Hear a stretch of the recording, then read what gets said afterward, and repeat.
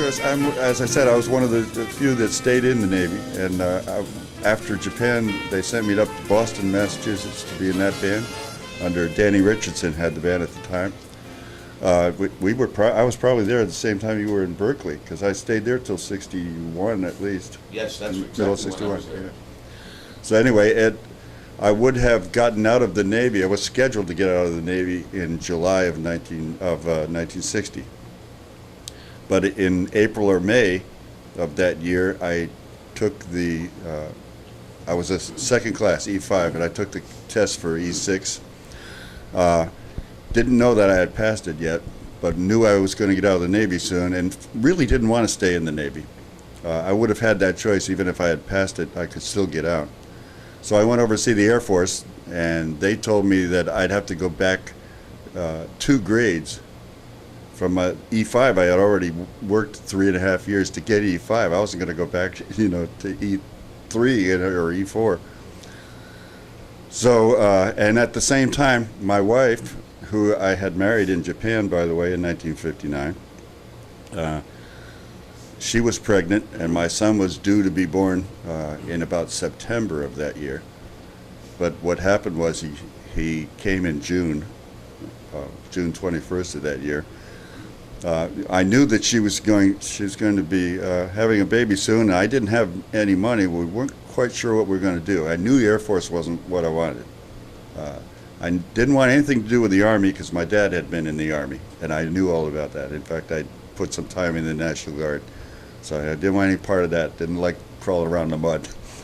The same thing with the Marines. They have to crawl around the mud now and then too.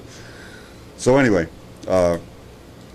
I decided to re-enlist in the Navy. They gave me a bonus, shipping over bonus, that helped very much with the young family. My son was born in June. I went back to the advanced course. What happened? I made first class because I had shipped over. They gave that to me, and every time I decided to get out of the Navy, they'd give me something. And that, they knew how to play me, man. And so they made me they made me a first class and said I could go back to the advanced course. I said, great, I'll finally learn how to arrange. Well, up until then, everything I put on paper was my best guess. And so they sent me back to the advanced course then in Anacostia, and you were one of my teachers, as was Ned Muffley and John Benton. John was the one that really taught me how to write music. That's right. And from there, I went in the advanced course with Al Beck and a couple other guys that stayed in for quite a while. When we got out, we graduated early. Al and I graduated early from the advanced course. I was number 1, he was number 2 of the class. And we went on the staff of the School of Music. I was a rehearsal conductor in the dance band division, and Al was a rehearsal conductor in the concert band division. They were making up some bands to go to AirPac in California at the time to make Westpac cruises on the ships. And so they decided to give me one of the bands, and they gave Al one of the bands. And we were, as E6s, it was quite a unique thing to send an E6 out in charge of a band. Up till that time, pretty much it was chiefs. Anyway, I got to San Diego and went aboard the USS Oriskany, did a Westpac cruise, came back, and then went on a cruise on the Kearsarge, did a Westpac cruise. That was during the Vietnam War, the start of the war.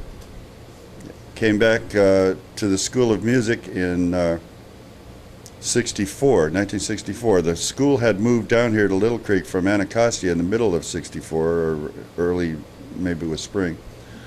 I got here about December of '64 and went on the staff. I was a chief then, and taught theory at the school, and then was promoted to woodwind instructor, and then head of the woodwind department, and advanced course instructor, and finally head of the advanced course.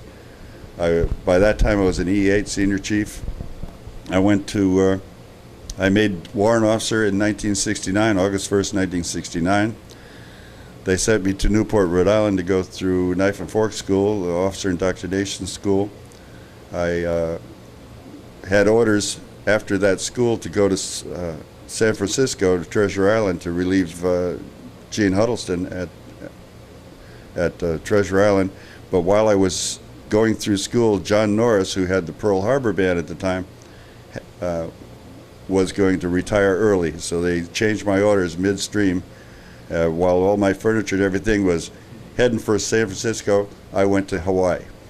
I did 2 years in Hawaii, came back to the Navy Band, but while I was in Hawaii, I was a warrant officer. I made LDO, Lieutenant JG, went back to the Navy Band as assistant leader under Ned Muffley, went back to the school as a training officer, became the executive officer, then went back to the Navy Band. Wait a minute. Memory's the second thing to go.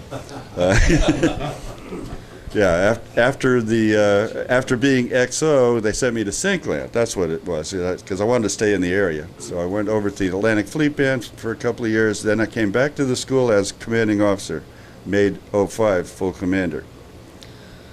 Then they needed a leader for the Navy Band because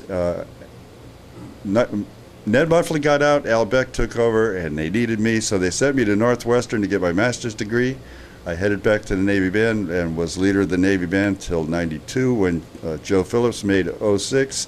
He took the band over. I went to the head of the music program and retired in September of '93. You pulled one of the neatest things there was because you didn't get to the Bureau until right at the end. Gentlemen, thank you. You have got a super piece of history here for the Navy Musicians Association and for yourselves.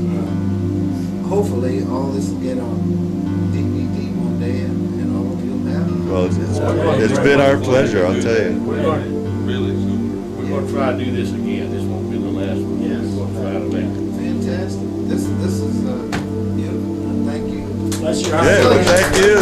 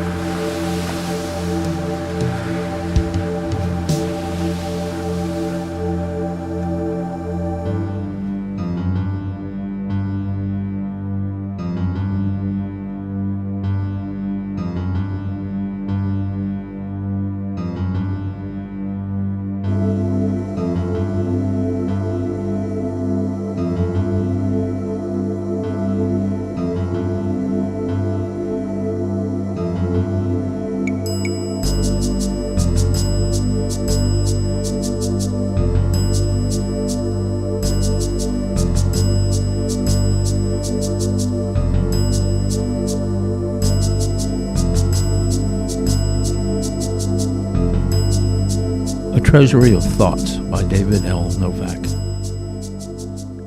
The years of the young are long and spend themselves with glee. We bunch of lads with fearless futures stayed and played with thee. With instruments for voices, our melodies echoed long, and in the night, by the firelight in silence, we heard our song. A song of joy and brotherhood, and companions who joined in union, to pledge without salute to our mutual lives and this reunion. We wandered far, and with time to spare, we thought we'd never get old. The trails we trod are longer now, but our hearts are still as bold. God graced this place with musicians who came with keen anticipation to play in a band whose leader was all our inspiration. We embraced the finest of the fine in music and in wine, both flowing through our veins like ambrosia from the sublime. The years of the old are shorter and spend themselves with thoughts of our band, North Beach, apartments, and images we wrought. To find the way of your life requires friends who guide but not steer. In doing so, we learn to climb that mountain without fear. And when we leave this place, a part will remain behind. for a better bunch of buddies in our lives we'll never find. With instruments for voices, our melodies echoed long, and in that night, by the firelight, in silence, we sang along.